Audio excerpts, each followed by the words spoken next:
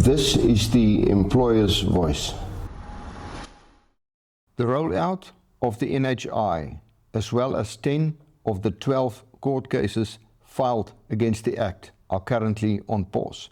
That is until the Constitutional Court has ruled on the legal challenges to the fairness of public participation during the legislative process.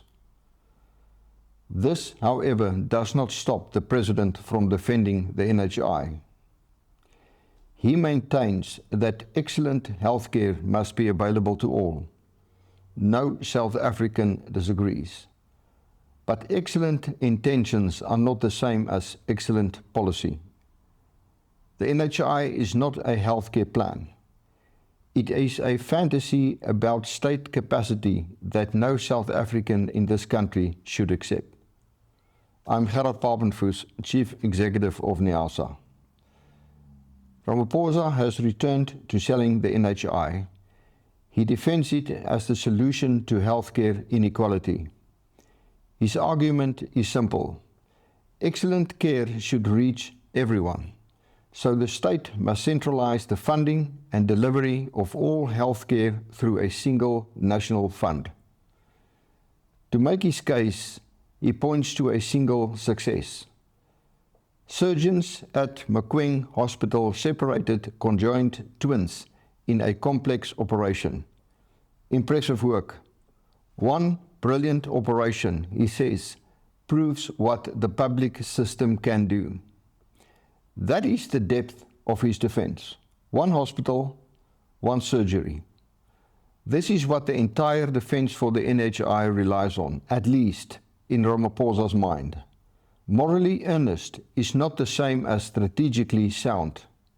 One hospital performing one successful surgery does not answer the fundamental question. Can the South African state, in its present form, manage a system this vast and complex? The state cannot run its hospitals. It is simply a gateway for grand theft. It cannot maintain clinics properly. It cannot procure honestly. And when officials are caught stealing, whistleblowers go missing. This is the record. This is the trust deficit. One surgery at one hospital does not change that. The President ignores the actual cost. The NHI will centralize control over hundreds of billions of rands. Medical aid schemes will collapse. Middle-class families who have worked hard to afford private insurance will lose that choice. This is not healthcare reform. This is wealth destruction. And there is no credible plan for corruption control. No safeguards. No honest answer about how the state will prevent this money from flowing into the wrong pockets. For South Africans, the NHI is a disaster waiting to happen. You will lose the ability to design healthcare benefits for your needs. That choice will fall to a hopelessly incapable and corrupt state. The state will eventually raise the tax burden of a few tax-paying South Africans to pay for hopelessly inadequate benefits for all. You will not be able to negotiate rates. You will not be able to choose providers. You will not be in a position to hold the system accountable because the system is a monopoly. When it fails, there is nowhere else to go. You will pay more but get much less, if anything at all. This is not progress. This is control masquerading as care. This is socialism. The President says he will improve healthcare by centralizing power. That is the opposite of what works.